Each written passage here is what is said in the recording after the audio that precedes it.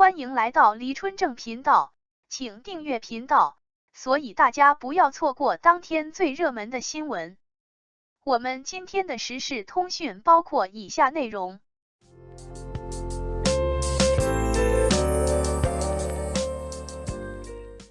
老板电器请王一博代言，靠洗碗机突围。一边是厨电创新引领者，一边是年轻艺人杰出代表，两者之间能擦出怎样的火花？5月28日，老板电器官宣王一博为其代言人，双方携手发起宠爱你的双手主题活动。需要注意的是，本次活动的着眼点并非油烟机等老板电器原本的主阵地，而是聚焦洗碗机这一新兴品类。在厨电新一轮竞争周期，老板电器掀起了一场洗碗机的商业进化。周期拐点，新蓝海急需破局者。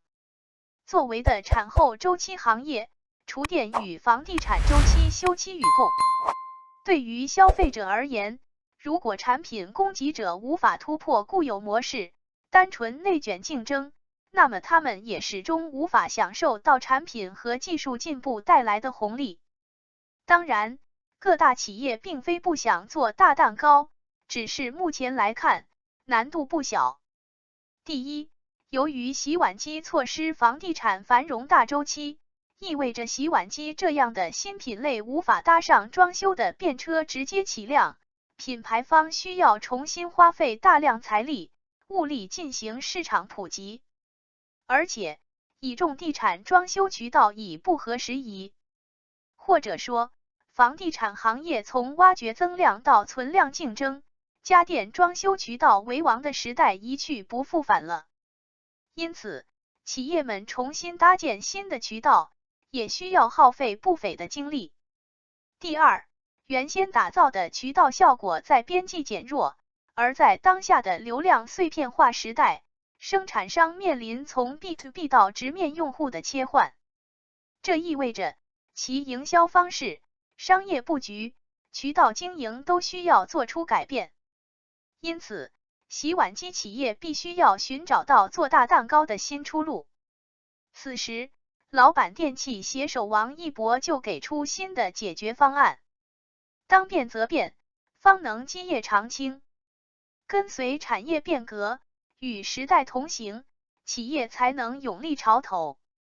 在一个加速进化、不断巨变的时代，各个行业都面临高频迭代，只有因时而变，方能与时光同行，否则只能被淘汰。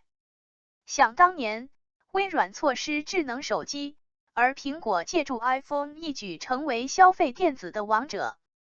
英特尔在 PC 向移动电子转轨的拐点，由于行动过于迟缓，最终在移动芯片领域被反超，反而成就了高通、三星的辉煌。近年来，新能源汽车热潮之下，诸如丰田、大众等燃油车巨头却因转型慢而逐渐力不从心，被特斯拉、比亚迪抢了风头。作为中国厨电龙头，老板电器一直引领行业进化，从功能单一的 1.0 时代产品，升级到复合功能 4.0 时代，再到数字厨电时代，老板电器都是行业变革引领者。2022年老板电器营收已经达到 102.72 亿，体量规模始终处于业内前列。但既有的成绩，并没有阻挡老板电器自我革命的勇气，敢为人先一直是老板电器的风格。此次官宣王一博为代言人，也并不单是一家公司的尝试，更是为整个行业趟路。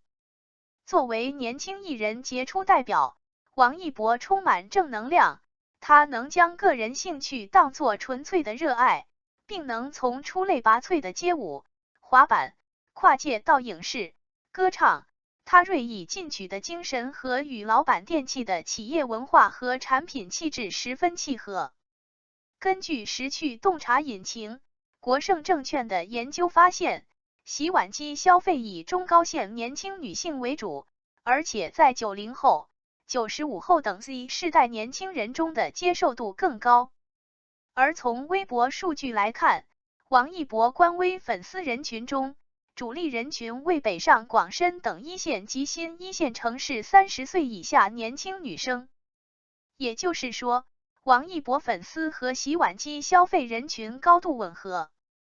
老板电器和王一博的合作无疑有助于洗碗机这一品类在年轻群体中打开影响力，提升洗碗机的市场空间。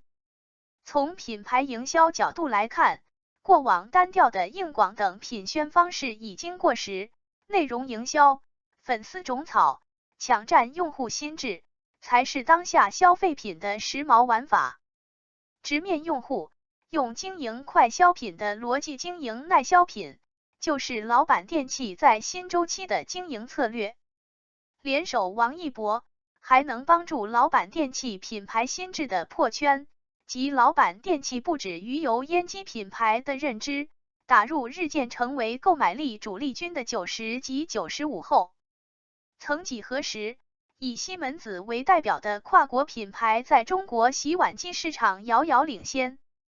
但由于烹饪习惯的差别，国内企业的进步，西门子在全渠道的市场份额呈下降态势，国产品牌势头强劲。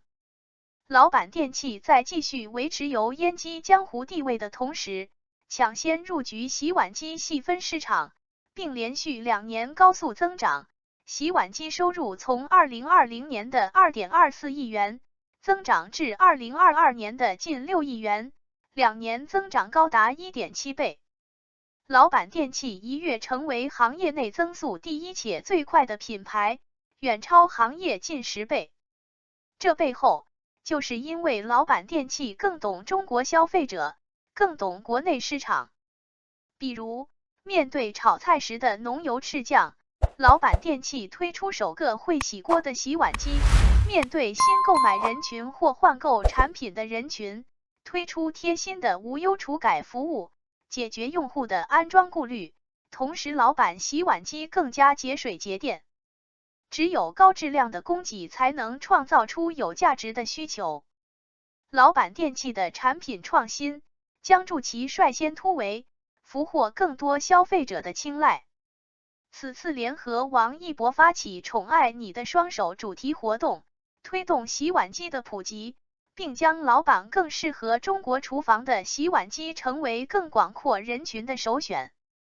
从 B2B2C以快消品的经营思维做耐消品，从强调品牌调性到跟随行业变革选择代言人，老板电器的勇气值得肯定，前途值得期待。感谢您观看视频。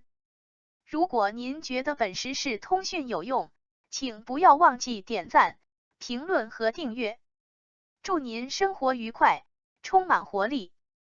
再见。